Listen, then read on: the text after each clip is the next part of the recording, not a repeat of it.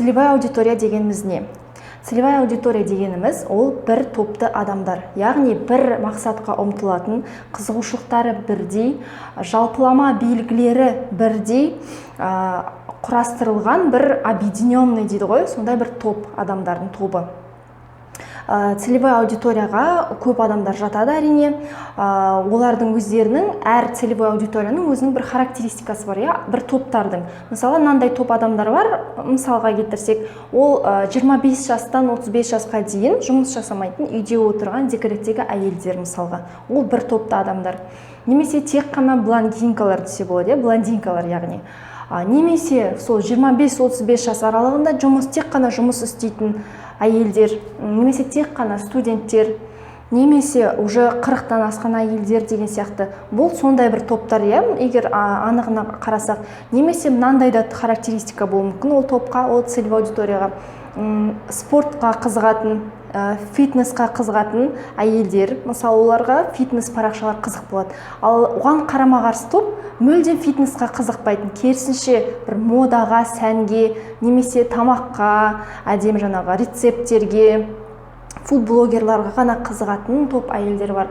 Көрдіңіздер ме? Екі топтың қызығушылықтары сәйкес келмейді, сәйкесінше сол тақырып бойынша жазатын блогерлардың да өзінің аудиториясы бар. Егер сіз фуд-блогер болсаңыз, сіз жаңағы фитнес-тренер, фитнес-блогерға барып жарнама бермейсіз. Сіз жарнама жасасаңыз да, ақшаңызды салып, сізге оның аудиториялары сізге қызығып парақшаңызға жазылмайды. Себебі оның аудиториясы басқа, целевой аудиториясы. Әр блогтың өзінің целевой аудиториясы болады. Біз осы целевой аудитория үшін посттарымызды жазамыз, солар үшін жарнама жасаймыз, соларға сәйкестендіріп дизайнымызды жасаймыз, розыгрыштар, конкурстар жасаймыз, интерактив жасаймыз. Сондықтан біз осының барлығын жасамас бұрын біз целевой аудиториямен танысу керекпіз. Олармен танысу үшін біз кім екенін анықтап алу керекпіз. Бұл өте маңызды. Және мынандай өте қате пікір бар, мынандай жауап типа көбісі сөйтіп айтады, ол қате, мүлдем қате. Менің целевой аудиториям ол барлық адамдар, менің блогымды барлық адамдар оқи алады, барлық жастағы адамдар сәйкес келе береді, менің парақшам барлық адамдарға қызық, менің бизнесте мысалы, менің услугам, немесе менің обучением, немесе менің товарым барлығына қызық, маған барлық адамдар келе береді. То есть менің целевой аудиториям это все деген пікір өте қате. Мұндай позициямен адам жүре берсе, міндетті түрде бір қиындықтарға тоқтап қалады. Целевой аудиторияны қалай анықтаймыз? Оны демографиялық белгілеріне қарай анықтаймыз. Біріншіден, ол адамның портретін құрамыз. Ол адамның жасы нешеде? Ол еркек па, әйел ме? Біріншіден, менде тек қана исключительно әйелдер менің парақшамда. Жасы нешеде? Образованиясы, білімі қандай? Орташа білім ба, жоғары білімді ма? Отбасы бар ма? То есть тұрмысқа шыққан, тұрмысқа шықпаған, тұрмыста примерно неше баласы бар? Қандай жұмыс істейді, жұмыс істей ме, істемей ме? Сосын кейін жаңа материальный обеспеченность дейді ғой, то есть статус, қандай статусты, мысалы орта деңгейлі ма, жоғары деңгейлі ма, әлде төмен деңгейлі ма? Содан қызығушылығы қандай, спорт па, фитнес па, жаңағы журналдар, кітаптар ма, немесе мода ма, тамақ па, немесе өсек әңгімелер ма, немесе негативті жаңалықтар ма, немесе тек қана позитивный мышление ма, кітаптар ма мысалға. Соны анықтайсыз. Осы портреттің негізінде, осы жаңағы мен айтқан пункттардың негізінде өзіңіздің целевой аудиторияңыздың портретін анықтайсыз. Бұл жерде қателік жасамау дұрыс. Өзіңіздің жаңағы целевой аудиторияңыз портретін жасап атқанда, слишком жалпылама қылдырып жасамаңыз. Чем четче, чем нақтырақ болса, тем лучше. Яғни, жаңа айтып отқандай, менің целевой аудиториям ол 1 жастан 90 жасқа дейін деген сияқты емес, немесе менің целевой аудиториям бүкіл планетадағы адамдар деген сияқты емес. Тіпті жаңағы қаласына дейін, қай қаладан, немесе Қазақстан бойынша ма, мүмкін Ресей ма, мүмкін СНГ ма, соны анықтап алыңыз. Сіз Қазақстан үшін жазасыз ба, тек қана қазақша жазасыз ба? Мен өзім солай анықтап алдым, что мен қазақ тілді жазамын, қазақша, Қазақстан үшін. Менің блогымның целевой аудиториясы қандай? Менің блогым целевой аудиториясы ол жетістікке ұмтылатын аналар. біріншіден екі топ, үш топты адамдар бар менің целевой аудиториямда. Біріншіден аналар, әйелдер, жетістікке ұмтылатын, жетістікті қалайтын, бала тәрбиесімен қатар өзінің бір потенциалын ашқысы келетін, кәсібін ашқысы келетін, блогын ашқысы келетін, кітап оқитын, әртүрлі саморазвитиемен айналысатын, өз-өзін дамытатын, дамытуға ұмтылатын, сондай қызығушылығы бар, өзіме ұқсайтын, өзім сияқты адамдар. Және де екіншіден ол блогер болғысы келетін, инстаграм парақшасын дамытқысы келетін, немесе өзінің бизнес аккаунтын дамытқысы келетін адамдар. Мен солар үшін жазамын посттарымды. Қараңыздар, олар менің парақшама кіріп, соны оқиды, олар өздеріне керек ақпараттарын алады. Олар да мен сияқты успешный әйелдердің интервьюларын көрген ұнатады. Сондай нәрсеге ұмтылады, өз-өзін жан-жақты дамытқысы келеді.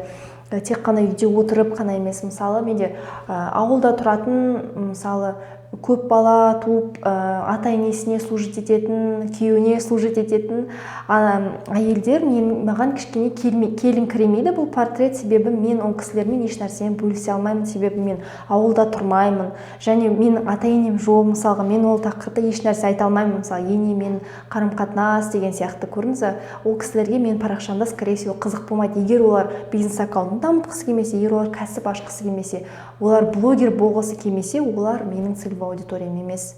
Оларға, басқа нәрсе қызық. Сондықтан менің целевой аудиториямды мен нақты білемін, сондай адамдарды көбірек, мен жарнама кезінде сондай адамдарды өз парақшама көбірек жинағым келеді.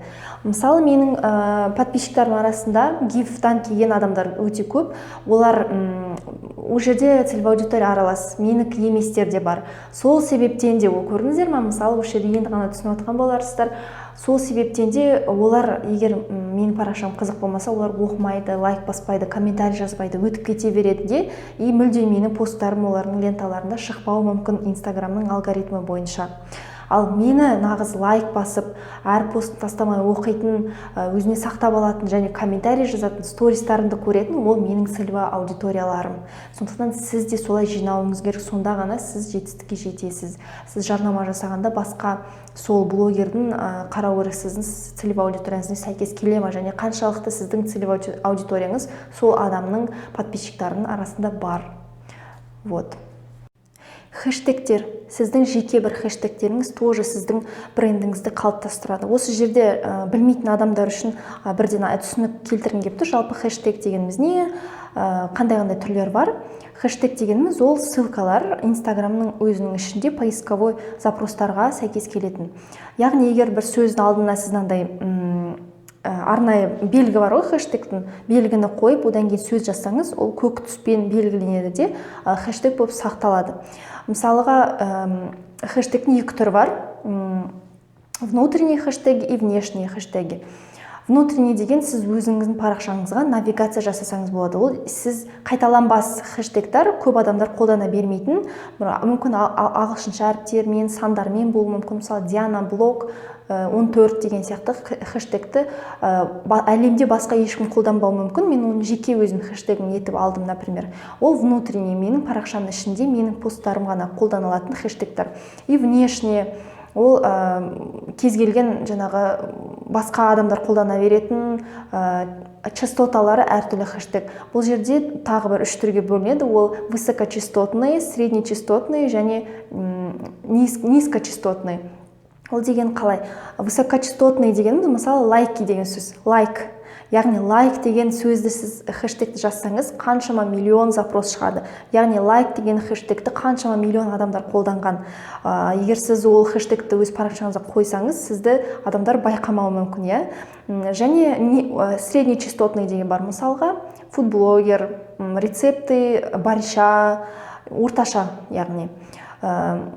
Сол хэштегтарды қолдансаңыз, мысалы, Қазақстан, Россия деген сөз, мысалы, Қарағанда, Астана деген сияқты хэштегтер. Және низкочастотный, ол уже более узкий сегментация. Мысалы, фотографтардың өздерінің бір хэштегтары болуы мүмкін. Мысалы, такой-то объектив, осындай фотоаппараттың түрі деген сияқты. Егер бізге мысалы бір тауар керек болса, бір блогер керек болса да, біз сол хэштегтерді кәдімгідей арнайы жазып, іздеп таба аламыз. Мысалы, мен өзімде жиі іздеймін, бір инста-магазиндар іздегенде, мысалы, детские одежды Караганда деп жазам, кәдімгідей тоқтамай жазған кезде бір парақшалар шығады, и сол бойынша көремін. Немесе бірдеме на заказ деген сияқты. И сіз хэштегтерді міндетті түрде қолданыңыздар. Өзіңіздің парақшаңызда қандай рубрикалар бар, әр рубриканың өзіне арнайы хэштегтер тағайындап, соны барлығын жинақтап, уже біраз жиналғаннан кейін пост навигация деп жазасыздар.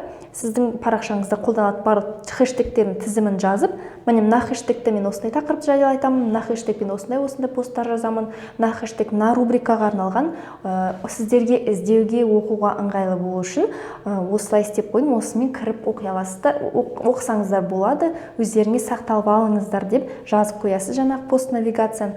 И пост навигацияның өзі міндетті түрде шаблонмен жазып тұрсын, яғни сіздің парақшаңызға кірген кезде пост навигациядан көрініп тұратындай, мысалы, жаңадан келген оқырман сіздің барлық посттарыңызды оқып, білмейді ғой қай жерден бастау керек екенін. Мысалы, нақты бір тақырып қызықтыруы мүмкін.